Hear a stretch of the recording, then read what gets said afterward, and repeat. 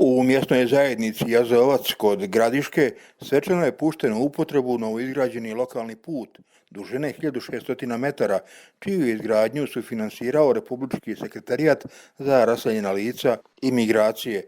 Izgradnju puta sa 55.000 maraka finansirala je gradska uprava, a po 45.000 maraka su izdvojili Republički sekretarijat za raseljena lica i migracije i mještani ovoga kraja.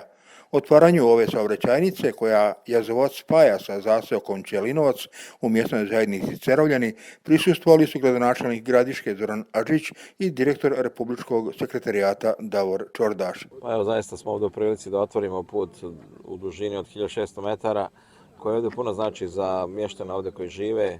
Ovo je put prema Ćelinovcu, ali on se uklapa u mrežu puteva. Evo, sad smo bili u prilici oko našeg, kako ga zovemo mi, kružni put Dušanovo, Turija, Gradiška.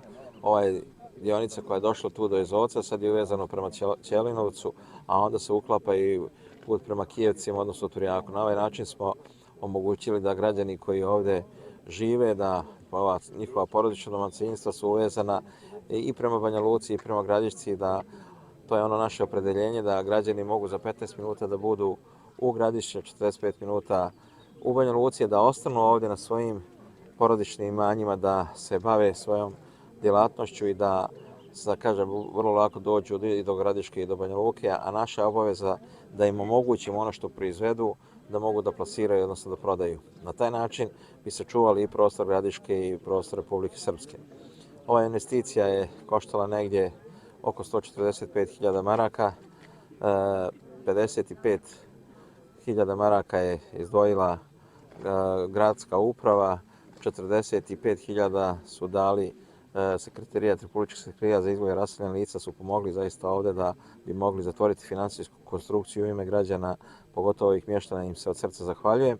I sami mještani su skupili negdje oko 45.000 maraka, tako da smo uspjeli financijsku konstrukciju na zadovoljstvo svih nas da zatvorimo i da zaista evo danas budemo u prilici da ovu saobraćajnicu za ove ljude koji žive, za njih vrlo bitno, pustimo i u funkciju i predamo njima na upotrebu. Evo, malo prije smo govorili o svim segmentima u kojem sekretarijat i vlada djeluju kad je u pitanju populacija naša na kojoj su mi nadležni. Jedan od tih vrlo značajnih stvari je infrastruktura.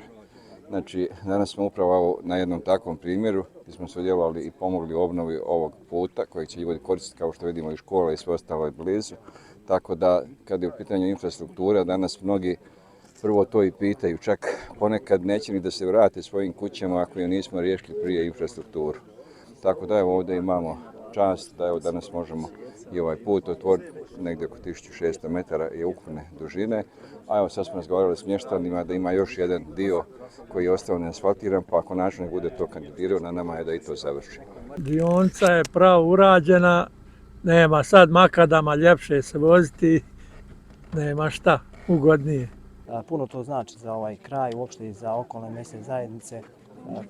Kao što vidite, i škola koja funkcioniše radi, ima i podmlatka i to je sve utjecalo da se ovaj projekat i završi. Meni samo preostaje da se ovim putem zahvalim potpredsjedniku Narodne skupštine, gospodinu Denisu Šuliću, koji svojim utjecajem obezbijedio da vlada Republike Srpske učestvuje. Isto tako velika zahvalnost gradonačelniku i gradskoj upravi jer su omogućili da se ovaj projekat realizuje i izdvojivši značajna financijska sredstva. I naravno hvala mještanima na saradnji. Pa znači mnogo. Svaki put je žila kucavica svakog sela, a ovaj put je posebno za nas, za Jazovac, za okolne mjesne zajednice, Kijevci, Cerovljani, Turijak i sve ove mjesne zajednice koje gravitiraju prema Novoj Topoli, prema Dušanovu, prema Banja Luci, prema autoputu je stvarno puno znači.